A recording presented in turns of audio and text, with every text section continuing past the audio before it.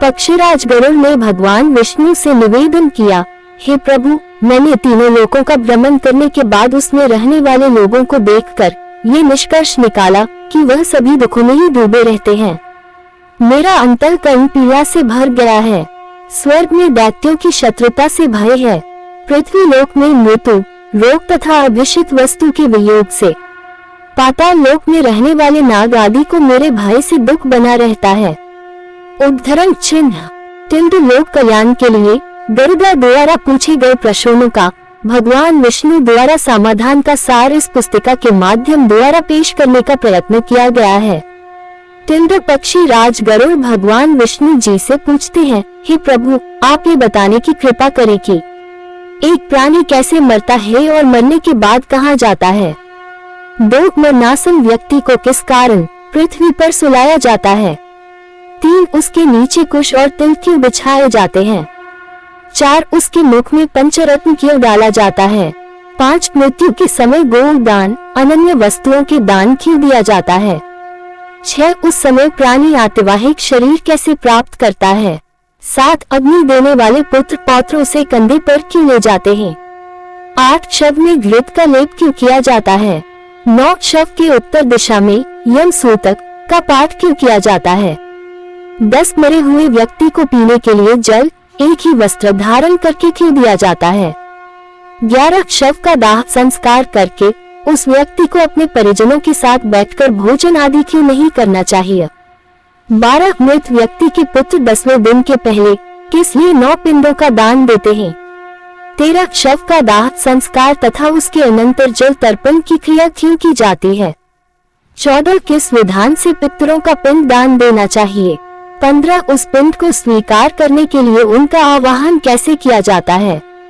16 दाह संस्कार के बाद अस्थित संचयन और घट फोड़ने का विधान क्यों है। 17 10वें दिन शुद्धि के लिए सभी परिजनों के साथ खाना तथा पिंडदान क्यों करना चाहिए। 18 एकादश को पिंडदान करने का क्या प्रयोजन है। 19 13वें दिन पतदान आदि क्यों किया जाता है। 20 वर्ष पर्यंत 16 श्राद्ध क्यों किए जाते हैं। 21 हे प्रभु, मनुष्य का शरीर अनित्य है और समय आने पर ही मरता है, किंतु मैं उस छिद्र को नहीं देख सकता जिससे जीव निकल जाता है।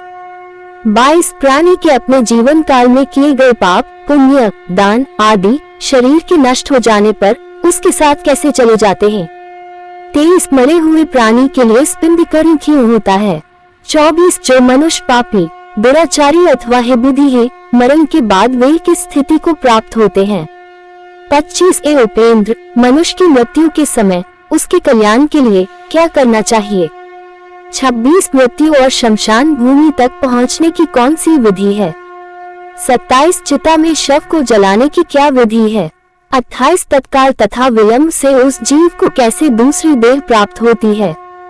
29 यम लोक से यमनी नगरी को जाने वाले के लिए वर्ष पर्यंत कौन सी क्रियाएं करनी चाहिए। 30 दुर्बुद्धि अथवा दुराचारी व्यक्ति की मृत्यु होने पर उसका प्रायश्चित क्या है। 31 पनाच का आदि में मृत्यु होने पर पंचक शांति के लिए क्या करना चाहिए। 32 बहुत से पापों को करने पर भी इस संसार को पार कर प्राणी आपको कैसे प्राप्त कर सकता है।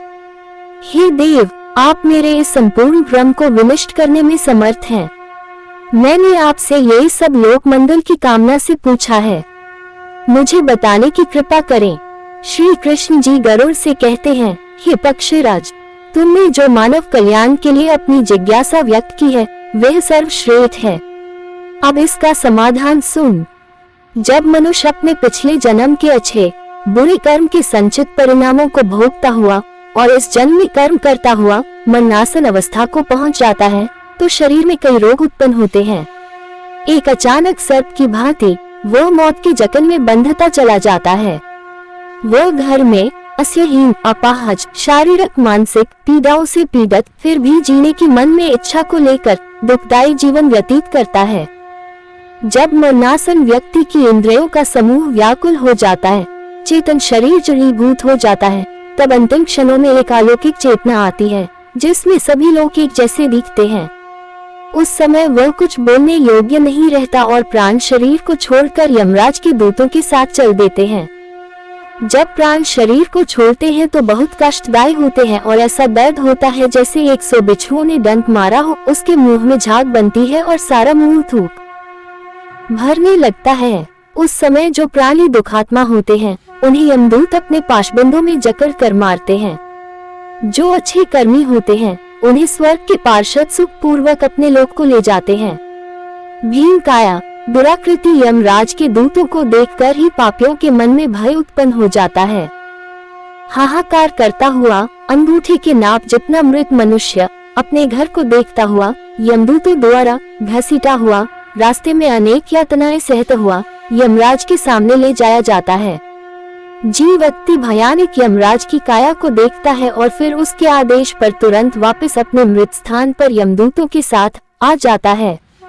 वह वापस अपने शरीर में जाने की कोशिश करता है पर यमदूत उसके गले में फंदा डाले रहते हैं। उसे भूख और प्यास बहुत सताती है और बहुत रोता है। अपने पुत्रों द्वारा अर्पित की हुई चावल की खीरों को वह खाता है फिर भी भूख नहीं मिटती। जिन आत्माओं को ये खीरें नहीं मिल पाती वह सुनसान जंगल में भटकती रहती हैं।